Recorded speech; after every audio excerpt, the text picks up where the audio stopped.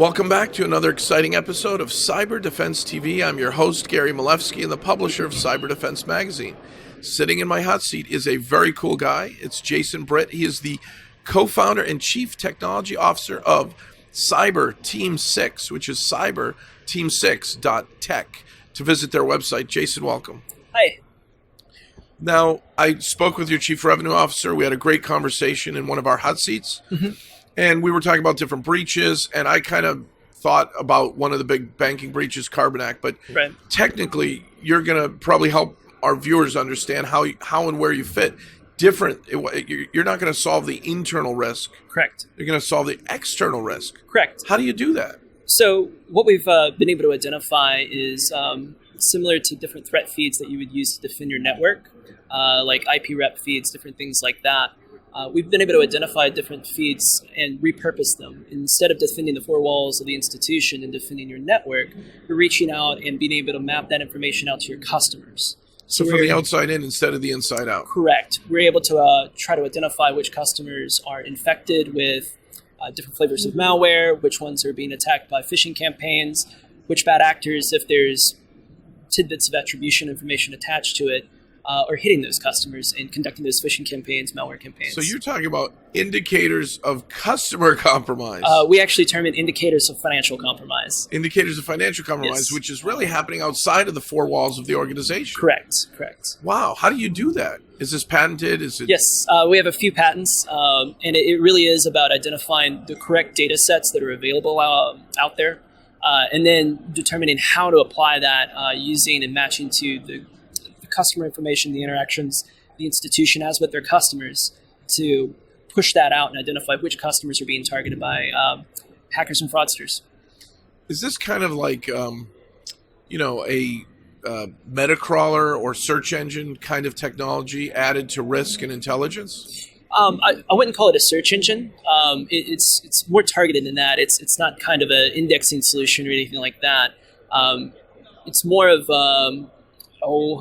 orchestration platform, like Mauricio had mentioned, where we're taking in this external data and then using the information the institution knows about its customer, identifying which customers are being targeted for different types of fraud incidents. So John Smith, the millionaire who always does transactions from Florida at 5 p.m. on Fridays, is suddenly in the Philippines or some other country trying to do transactions, and you might notice that? I wouldn't say we would notice that. That would hopefully be something that there's already a rule set. The bank would already have a rule set. Correct. That would be a giant red flag.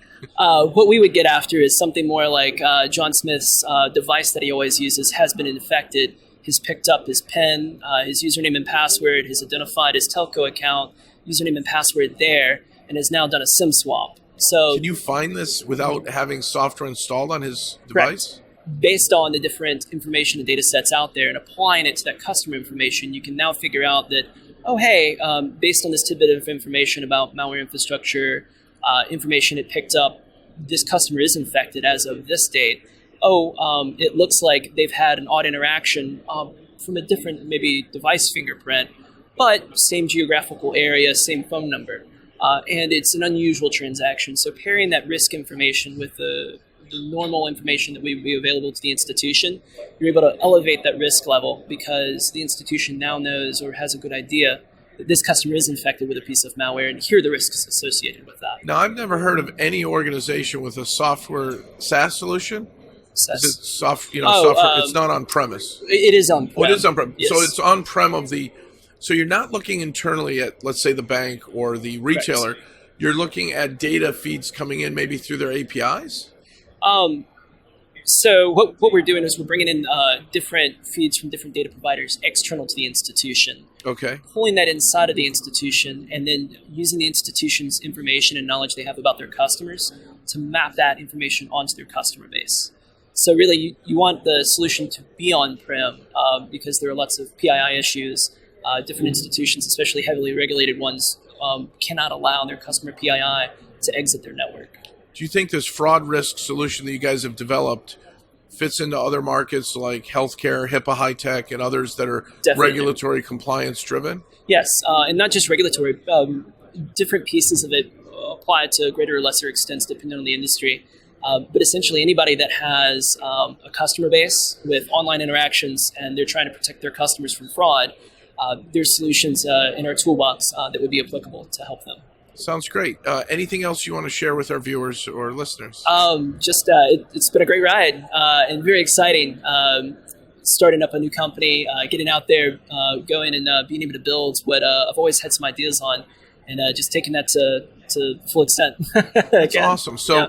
I would tell our viewers again, if you're worried about fraud, most cybersecurity companies are looking at packets and payload and, telling you about indicators of compromise. You're telling them about something totally different. Say it one last time. Indicators of financial compromise. Indicators of financial compromise. You heard it here probably for the first time at Cyber Defense TV. Thank you for a great hot seat interview. Thank you very much. Come back next time for more at cyberdefensetv.com.